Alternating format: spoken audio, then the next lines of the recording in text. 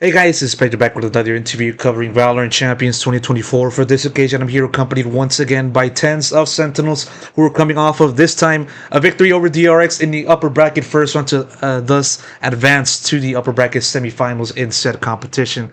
And TenZ, thank you so much for taking the time. I do understand that everybody and their mother has been requesting for an interview with you in this competition, but I really do appreciate you taking the time with me for this occasion. And of course, as you are kind of familiar with how I do things with my interviews, I'm gonna ask you the usual first question.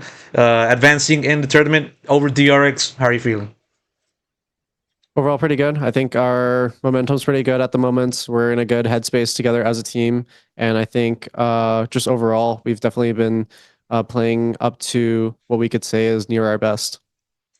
It really does feel like that the team is definitely getting to that level, especially after coming off of a few of those two consecutive matches over johnqt and DRX.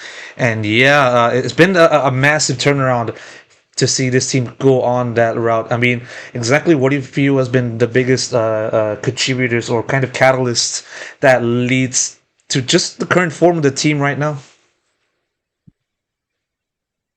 Honestly, I think we're experiencing another honeymoon at the moment. Like everything's just going right. We're all really getting along out of game, in game. I think that's one of the most important things as well. And we got off deadlock, I guess. Yeah, that's definitely the most important thing. You know, no more deadlock, no more losses, and just maintaining the good vibes all around. And yeah, like we kind of saw a little bit of that on the press conference just now, a little bit, a few minutes before the recording. But still, I want to get a little bit touch upon the series, going a little bit onto Sunset because that's obviously the most tightest affair within the entire series. Just sort of walk me through that map in particular, and just kind of what do you think set the difference, especially in the late stages of overtime from your point of view. So I think overall, we were able to get a lead really early on, but DRX was able to fight back a bit. And I do think one of the results of the reason why the match was a little bit closer than it needed to be, we were definitely overheated at times. We weren't making plans concisely, and also we were kind of like overthinking a little bit. So there was just an overlap of ideas, and I think that was causing just some struggles within our in-game macro. But I think near the end, we were able to fix it up, patch it up to what we needed it to close out the map. Yeah, for sure, and that definitely that momentum definitely carried over onto Haven. And just sort of going a little bit of a similar question to Haven, but obviously in this occasion, sure. The first half ended in the similar outing, like the first map 6-6, heading into the second half. But on defensive side, you guys just went on another level and just taking them down, shutting the door with authority over DRXs. I mean, what's the difference there on that second half?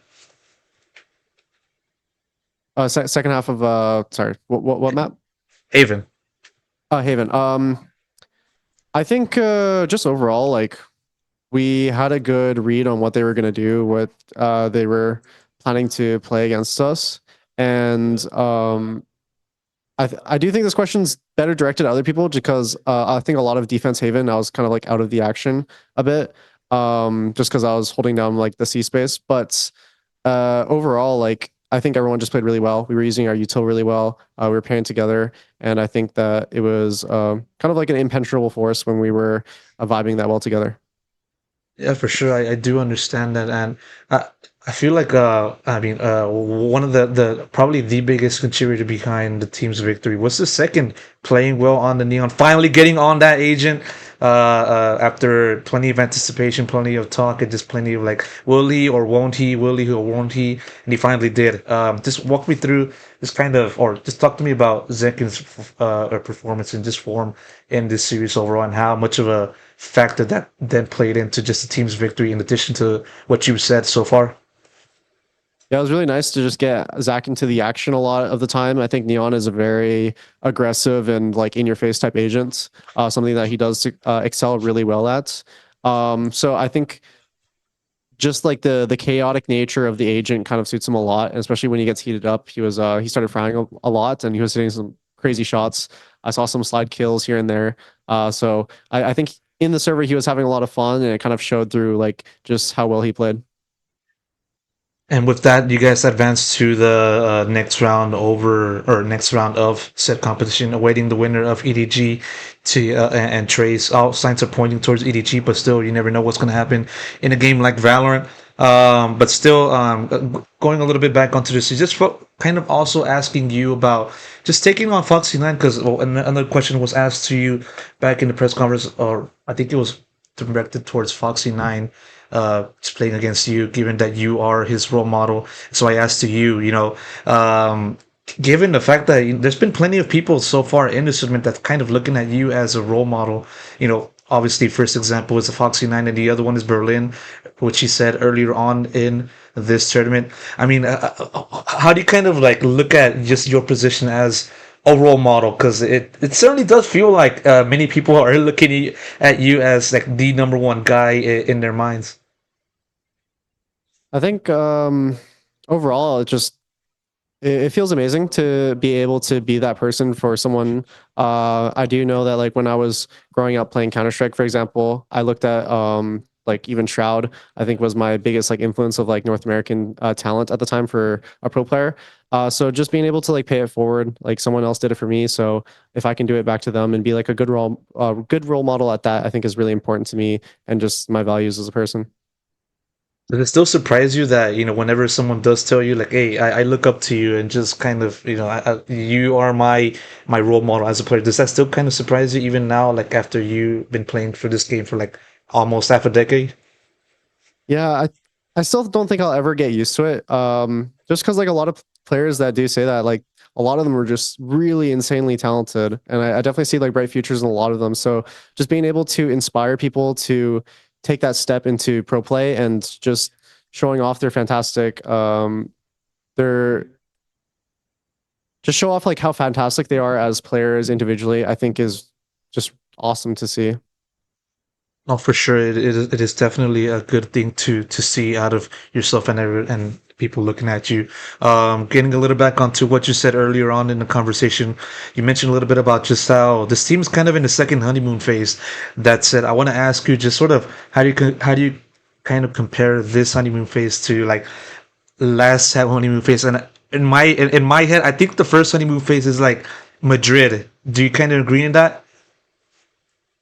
Yeah, I definitely think it feels like the stars are aligning for the rest of the team and I. And overall, like I think our headspace is very similar to when we last played and won Madrid. So if we can continue this mindset with us, play super confident, play the best Valorant that we can, I do think that we have a really good chance of winning this event. Yeah, for sure. That said, I kind of want to ask you about just the current level of this team compared to that Masters. Where do you kind of see the little the margin? Do you feel it's close, or maybe you guys kind of already are surpassing it? Where do you kind of see the margin in your eyes? I think it's hard to compare just because I think Valorant's like an ever evolving game. Teams get better, metas change. So I do think like it's kind of hard to compare the teams from the last Madrid event to compared to now. I think that every team that has made it now to champs is the best of the best of all the regions, and um, I am really excited to play whoever we face against next. And overall, I mean, the best team will take the champs at the end, so we'll see what happens. Of all of the things that you feel the team needs to kind of stand out from the rest of an already great pack, what do you think that one thing needs to be for this team in order to take that next step, round by round, and just ultimately end up with that Champions Trophy? What do you think is that one thing? Personally, I think just making sure that we know we feel like we're in control of all the games. If we feel like we're in control and we play to that standard, I think that a lot of games will go in our favor. We can't let other teams kind of let us play their game. I think we need to let teams play our game. No, for sure. I do understand that, TenZ, and hopefully this will be the start of a great run for this Sentinel squad. That said, I'm going to wrap up the interview right here. TenZ, thank you so much for taking the time doing another conversation with me this year. And that's it. Best of luck going forward. Thank you. Have a good one. Thank you so much. You too.